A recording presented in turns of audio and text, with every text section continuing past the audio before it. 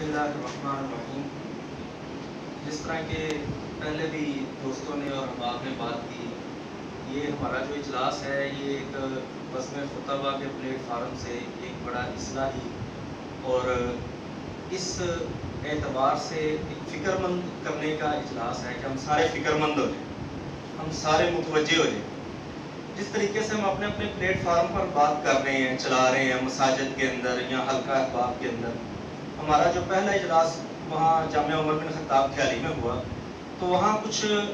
बातें ज़ेर बहस आईं और ज़ेर गौर आईं। उनमें सबसे पहली ये बात थी कि जो एक आलिम है, एक ख़तीब है, एक इमाम है, वो मीडिया के एतबार से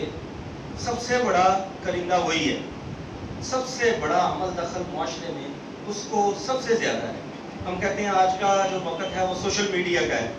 लेकिन सोशल मीडिया कुछ भी नहीं है जो हैसियत और जो अहमियत एक इमाम साहब की और एक कारी साहब की और एक खतीब साहब की है। सोशल मीडिया को लोग जुटला सकते हैं या लोग देखा अनदेखा कर सकते हैं, या कई लोग आज भी नहीं देख रहे, लेकिन कारी साहब की बात हर बंदा सुनता है। इस एतबार से पहले बात भी हुई, मैंने यूनिवर्सिटी का वाक़या भी सुनाया कि हमारे एक प्रोफेसर थे, उन्होंने तलाक का मसला था तो वो कहते हैं मैंने अपने ससुर को बताया, उस्ताद है मेरे, और सही मसला बताया, और वो मेरे कहने लगे ससुर के ओए इन छाड़े उनकी पता ही उसे जाके कारी रंग को पूछे।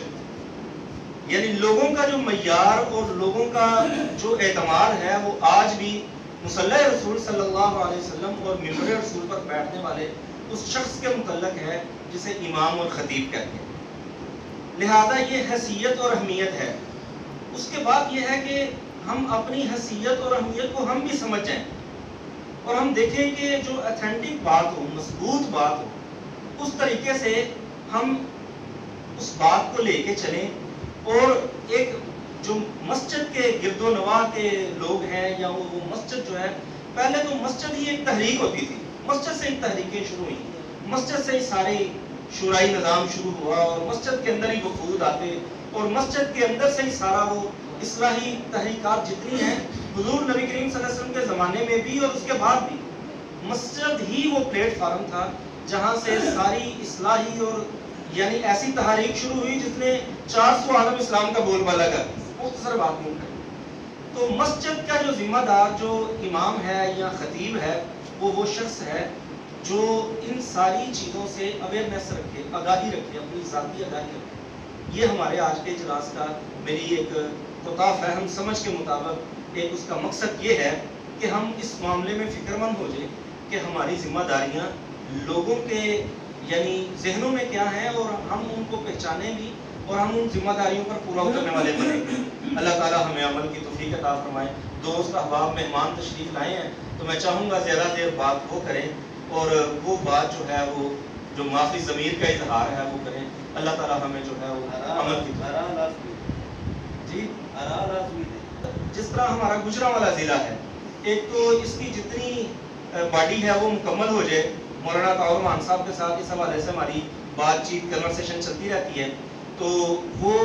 इसकी बॉडी को मुकम्मल करने के बाद यानी कई दफ़ा हमारी आपस में बातचीत हुई कि ये ज़्यादा बेहतर है, ये ज़्यादा बेहतर है, इस तरह कर लें, इस तरह कर लें, कई चीज़ों को हमने डिस्कस आपस में करते रहते हैं।